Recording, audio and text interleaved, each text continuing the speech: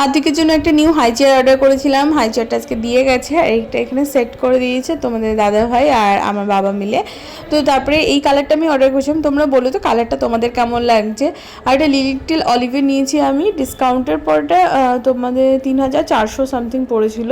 তো আমাদের বেশ ভালো জানি, যেহেতু এটা চাকা ছিল তো এটা এক জায়গা থেকে এক জায়গায় মুভমেন্ট করানো যাচ্ছিল, যেটা ভীষণ হেল্পফুল। আদি ওখানে আদির নিউ চেয়ারে খেলছে, ওকে আমি কিছু খেলনা দিয়ে দিয়েছি, তো আমার সামনে বসে আছে, দেখতে পাচ্ছি আওয়াজ থেকে ভীষণ এক্সাইটেড ও চেয়ারটা পেয়ে। যা পড়ে গেল বাবা, আমি তুলে দিচ্ছি এসে। খেলনা অনেকগুলো খেলনা দিয়ে দিয়েছি তো, একটা করে ফেলেও দিচ্ছে। তো আমি নতুন লিপস্টিকটা আজকে ট্রাই করছি, লিপস্টিকটা নতুন পারচেস করছি, বেশ সুন্দর কালারটা, আমার মনে হচ্ছে আমার কমপ্লেকশন অনুযায়ী এটা বেশ ভালো লাগছে, একটু ডিপ শেড বাট সুন্দর। তো আমি এখন এটা রিমুভ করব, আর কালকে সকালে আমার অফিস আছে, তো আমি সব কিছু গুছিয়ে রেখে দিই রাতেই। আর এখন বাজে রাত 8:30 বাজে, তোমাদের দাদাভাই আসতে দেরি হবে। শোনা বাবা,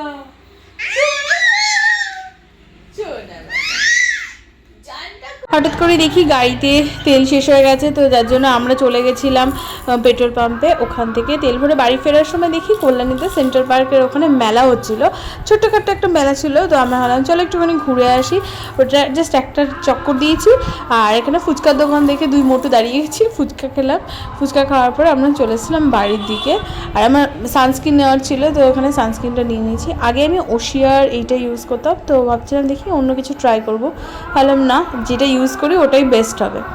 তারপরে বাড়িতে এসেছি, বাবা আর মা আর আমার জন্য এখানে আমি মুড়ি মাখা করছিলাম। মুড়ি মাখাটা এত ভালো মানে খেয়েছি, অনেক দিন পর এরকম প্রপারভাবে মুড়ি মাখা করেছি। আর বাড়িতে আমতেল ছিল, তো লাস্টে একটু আমতেলও দিয়ে দিয়েছিলাম, মানে শোনার পর সোহাগা একেবারে, বুঝতে পারছো এতটা ভালো লাগছিলো খেতে।